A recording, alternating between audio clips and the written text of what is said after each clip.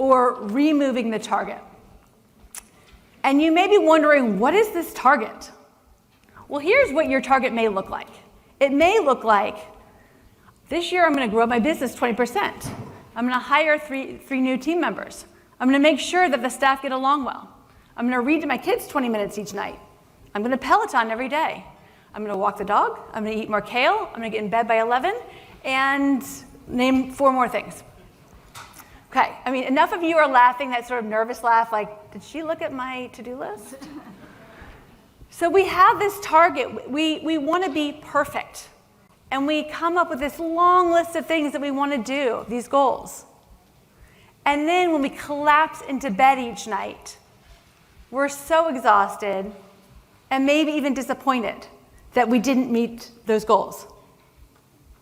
So what if you moved your target?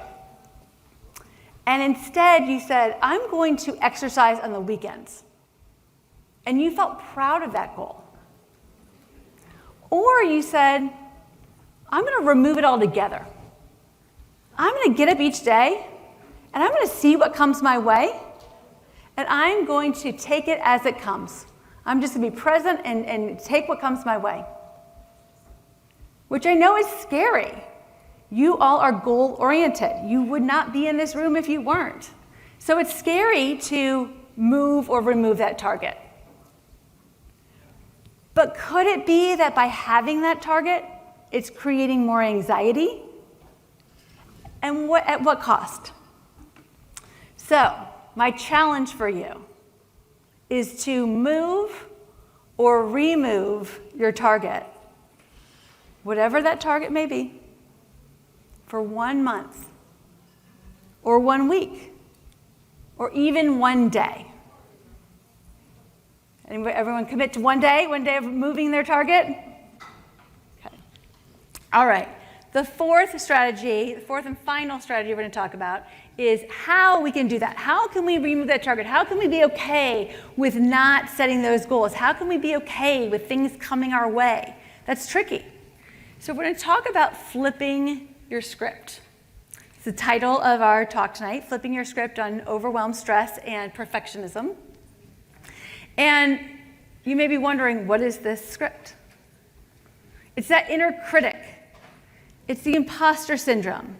It's the voice that tells us we're not enough, we're not doing enough, keep going. All those things that happen that could be motivating in limited amounts, but are exhausting on repeat. So how do we quiet that obnoxious voice? So we're going to flip the script, and this is what we're going to do. There's 4 steps here. 4 steps to the fourth strategy. The first step is figuring out what she's saying. What's that inner critic saying? Now, for some of you, it may be these broad statements, especially when you're down and out. Like, I'm not a good enough mom, I'm not a good enough doctor, I'm just not good enough. Something really broad. And that's usually that moment when we're down. But then we have those little voices that come that are more pervasive. Like, I'm not a good negotiator. I don't handle difficult patients well. I'm not present enough with my kids. And those are the scripts I want to talk about today, are those specific scripts that you hear in your head, that you're telling yourself, that may not serve you and may not be true. So think of a specific script that you have noticed yourself saying, and we're going to flip it. Is anyone willing to share a script that they have going through their head? That I'm not enough in some realm? You don't have to, but if anyone does, feel free to call out. But at least be thinking in your own head. What is that script that may not be serving me well?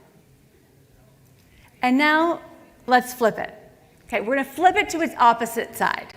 It's complete opposite. So, I'm not a good negotiator can go to, I'm an excellent negotiator.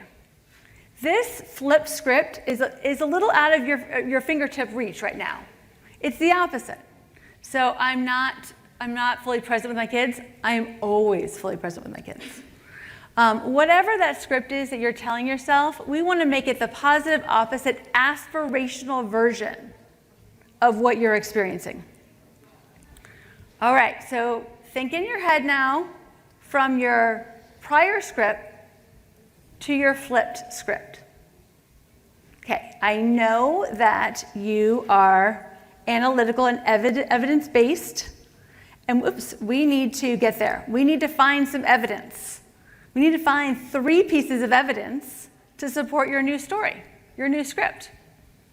So if it's, you go from, oh, I do a terrible job at handling difficult patients, to I am the best. I am the one who can handle any patient anytime. Now we want to find 3 pieces of evidence that help support that, or even 1 piece of evidence that supports it. So maybe it goes way back to your childhood. It has nothing to do with your script, but it's more like, yeah, my brother was really difficult, and I could handle him. So come up with some evidence in your life of where you've been able to do what your aspirational script is. If it's being present with your kids, like, yeah, I'm very present with them on Sunday mornings. Great. So find some evidence of how you can support your new script. And that's our backward-facing view. And now let's go forward. Think about the 3 actions you'll take to make it a reality. What will you do? These can be small. These can be, okay, when I deal with it, when I see a challenging patient come into the clinic, I'm just going to take a breath. I'm going to breathe and center myself. But think about 3 actions you'll take to make this new script a reality. And then visualize how free and how good you will feel once you internalize your new script. Okay, so to recap, we've got these 4 strategies. We want to get curious. Instead of I need to, I have to, oh my gosh, so much to do, add I wonder.